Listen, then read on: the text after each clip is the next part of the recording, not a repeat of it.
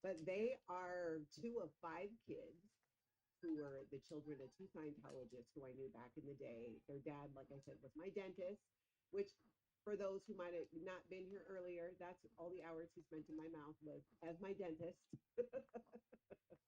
Yeah, he got up in there. And yeah, he totally did. And I got to tell you, I didn't mind because this kid's dad, you got a picture of the dad? Woo! Talk about a honeypot. Daddy is fine.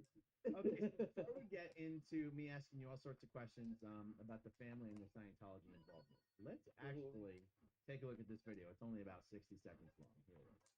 You're being lied to about Scientology.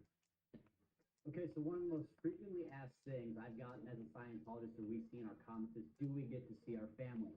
I think this is a very important question because it's very strong, the answers and thoughts people have. First things first is this. This is actually my brother. We work together. We have a great relationship with each other. Now, we are in a family of seven. Our parents are Scientologists, and our sisters do not call themselves Scientologists. That does not affect our relationship to them, nor their relationship to us. We see each other all the time. We get together with each other on holidays. Anything special, we're always there for each other. Yeah, and majority of my friends and his friends aren't Scientologists, and we see them all the time. And that goes for our family. And soon we're going to do a video on how him and I got into Scientology in Minnesota. So stay tuned. There you Ooh, go. High I, quality content there. I think it's really interesting the wording that they chose to use, which is our sisters don't call themselves Scientologists. And if I remember correctly, they have three sisters because there's five kids total. You notice that he didn't say they're not Scientologists. They said they don't call themselves Scientologists. Right. Here, you can put the mic down a little bit. Okay. Yeah, that way it won't blow into it. Okay, so you noticed that too. Did you already see the video Jenna and I did about this? Yeah. Yeah. So, okay, so and at the end he's like, later we'll tell you how we got into Scientology. And it's like, well, you just said how you got into Scientology. Your parents are Scientologists. So, well, what do you know about it? So their parents are Scientologists, but when they were growing up, I never saw them regularly at the org, right? Usually people bring their kids to events and things like that. And I remember even thinking when I was a public Scientologist and on the operating Satan committee, which is like PTO for Scientology, people who like volunteer to get people in Scientology, raise money for Scientology. And I remember thinking, like, wow, I wonder why, we didn't see their mom often at the time. And by the way, lovely people.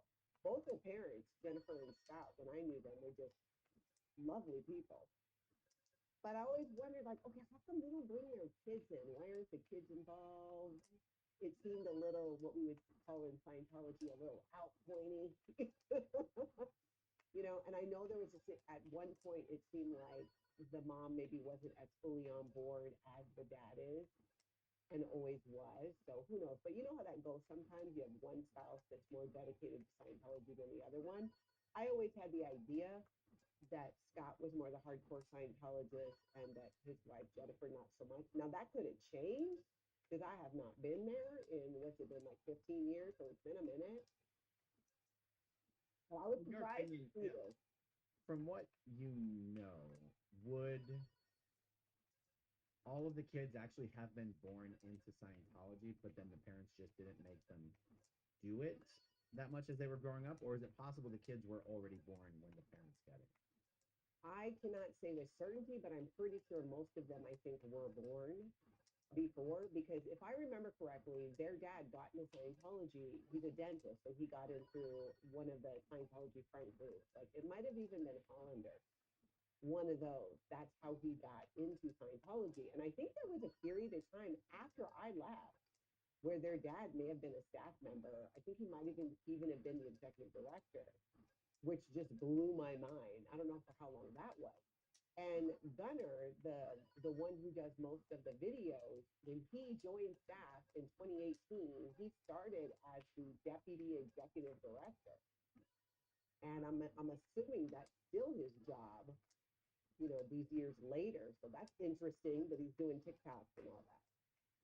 It's so interesting. There was another at the Philly org. There was a dentist who got into Scientology through one of the consulting groups and also became the executive director of the org. His name was Leo McCormick.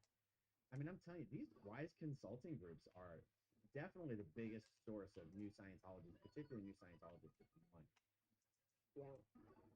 Jenna had noticed that Gunner, particularly, definitely seemed to just be a rich, privileged Scientology kid. And his TikToks is him hanging off the side of his speedboat, or him sitting on his super bike, and also his pin that he wears has nothing to do with his training level, which is what normal staff members' pins would be. It's a superpower completion. Yeah.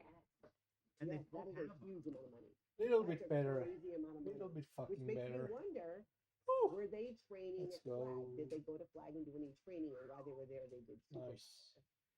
Right. It does make me wonder that. But also, if they had finished that recent training program at Flag, they would be wearing that pin, Fucking and they're hell. not wearing that pin. They're just wearing a super Little bit pin, better. which is a little unusual because the other staff members Good from the other orgs RNG. that are doing the TikToks are all wearing their FEBC pin.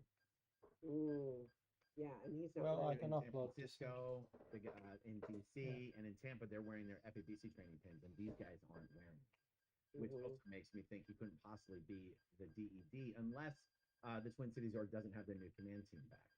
Which I would not be surprised at all, because I don't even know if they'd have enough people to send.